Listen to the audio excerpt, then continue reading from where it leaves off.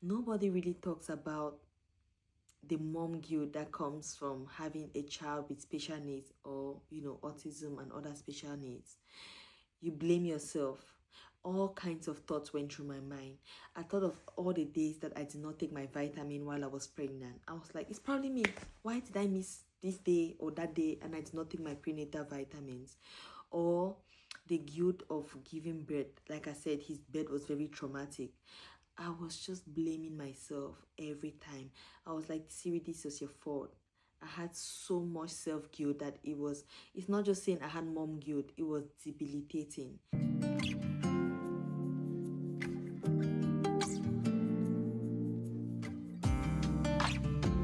What is autism? Autism is a neurodevelopmental condition that affects the way that the individuals affected interact with others. So people with autism have a different way of interacting with others. Oftentimes they may be withdrawn, they may prefer to play by themselves instead of playing with other kids, they may not be able to understand social cues or interact appropriately in a social setting. They are always looked at as weird, because they don't really like to talk or play. It's a condition that is kind of hard to understand, and it's actually important to note that autism is a spectrum. So no two people with autism are ever the same. One person on the spectrum is one person on the spectrum, So the spectrum is so broad. There are kids that are very high functioning. Formerly, these were known as kids with Asperger's. So the kids are very functional, they talk, they are able to function independently, just little quirks here and there, which is their own autism trait. And then we have other kids that are very low on the spectrum. These kids require a lot of support and a lot of assistance with activities of daily living and stuff like that. So the autism as of right now has 3 levels. Level 1 is high functioning, the kids that I talked about who do not need a lot of support. Level 2 is kids that need a lot of support, kids that need significant amounts of support. And then level 3 are the kids that have very high needs for support, like very crazy social, like kids that are low on the spectrum, they have more significant needs and they need more support.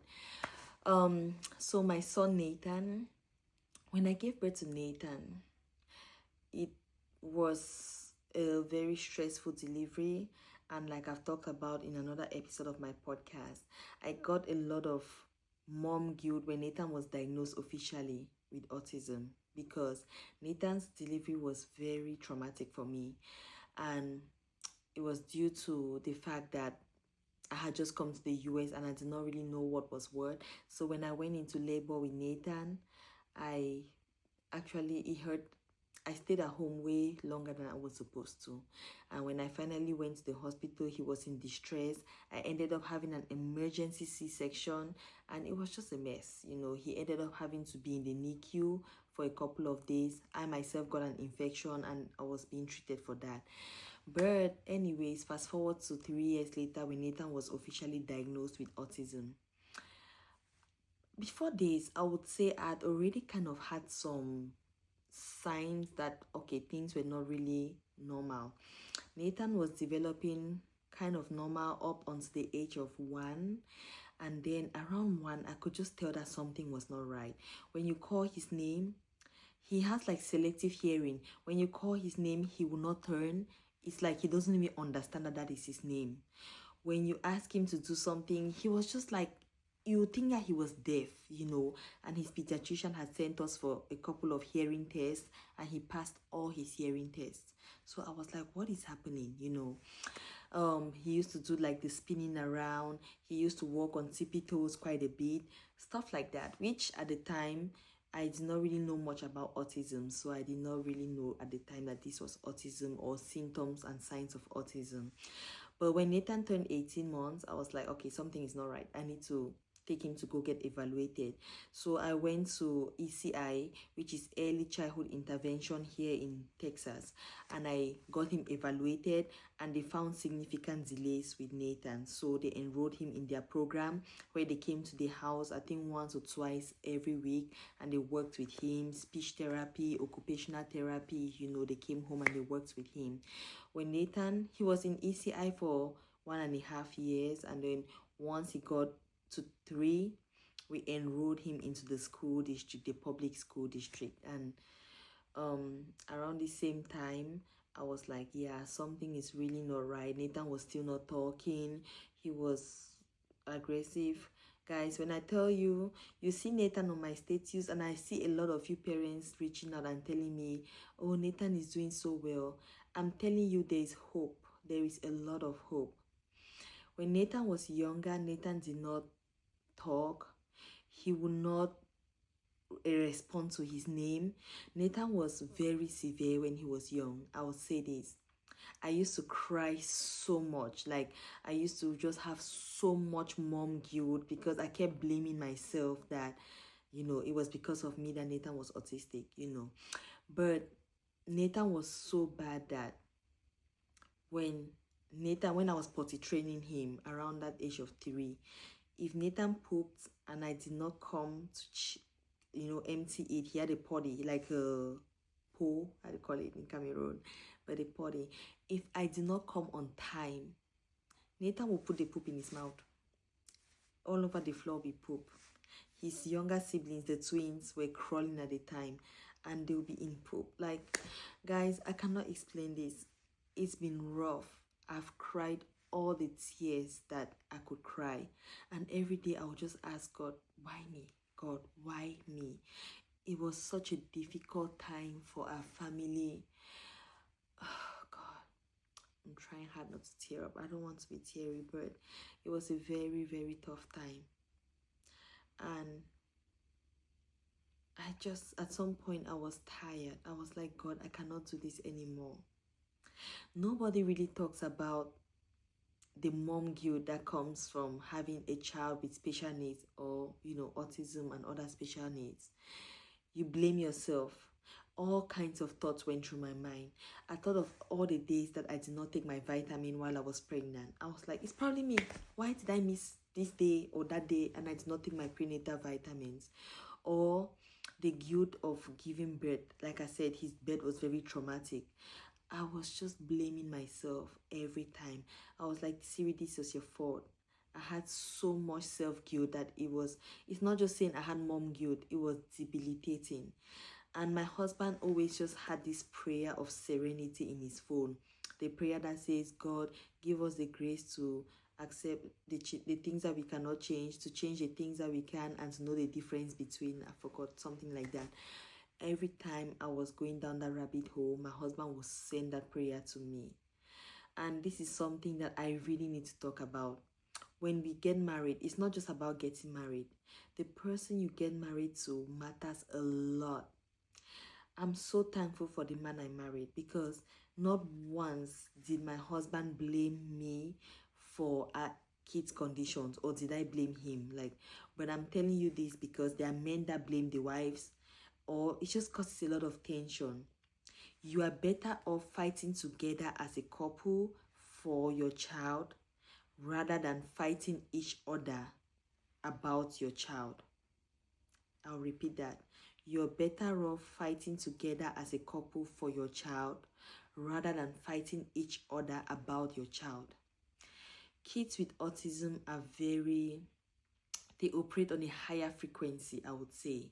Kids with autism are the closest things to angels that you see on earth, and I don't say this lightly.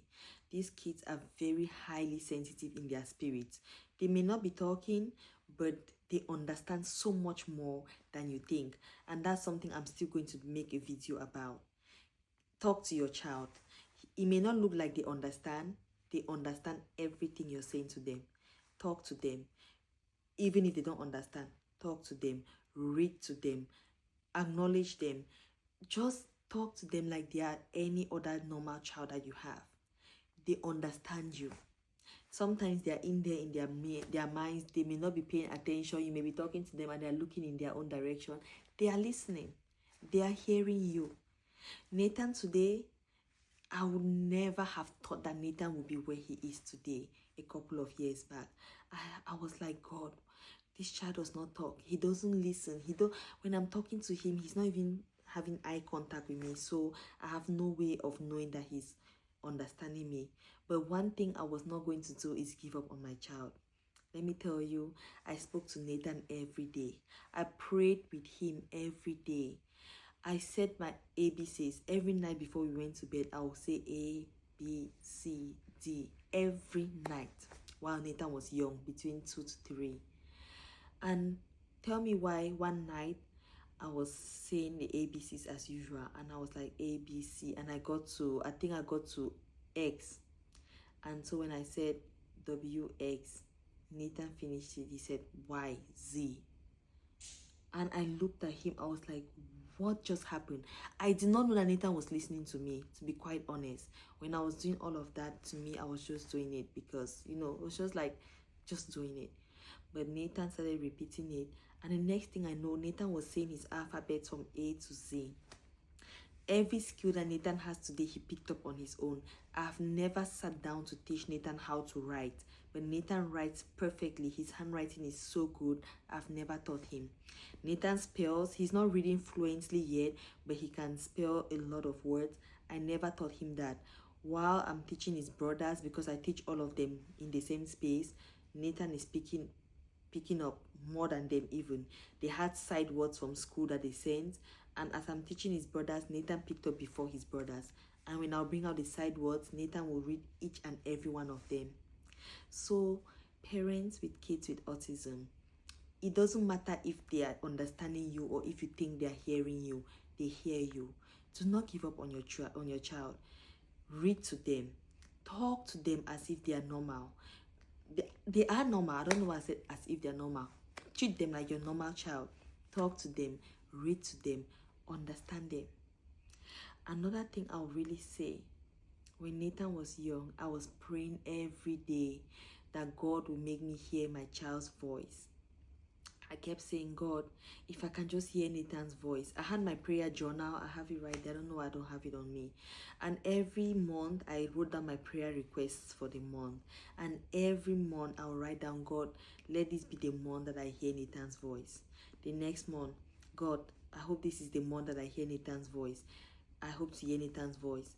And then one day, the Holy Spirit said to me, your child is talking to you. You are just not listening. And I was like, what does that mean? And the Holy Spirit said, your child is talking to you. You're just not listening to him. And when I woke up from that dream, I was like, what does this mean? And then, I started to listen to Nathan. Like, Nathan has been talking to me, truth be told, and I was just not listening. He wasn't talking with his voice, but he was communicating. And that was when I was like, God, I don't have to hear Nathan's voice to communicate with him. I'm going to communicate with Nathan at his level. You see, with autism, it doesn't have to be speech for you to communicate with your child. There are so many ways that they communicate with us. And so I started taking sign language more seriously, because his speech therapists and all of that have been talking about sign language. And in my mind, I'm like, no, why teach him sign language? It'll make him not to talk. It'll make him get comfortable with signing, and then he's not going to talk.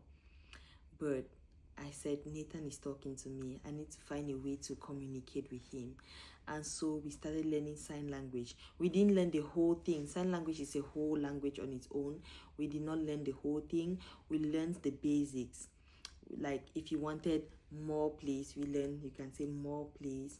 If you wanted to eat, he could say eat or drink, mama. We learned the basics, and we started communicating with Nathan. We were teaching him, like, Nathan, if you want more of this is how we say more. We worked with the speech therapist, and Nathan started signing to us. He could sign more. He could sign some basic stuff. Before that, did I even know that Nathan was trying to communicate with me? I did not know, because we had not established a system of communication. So he was sitting there having all these big meltdowns, big tantrums, all of that. Why? Because we're not listening to him. Once we established all of that, Nathan was thriving. I kid you not, Nathan thrived.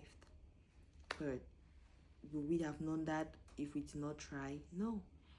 Please do not give up on your child. Try your best. Read to them.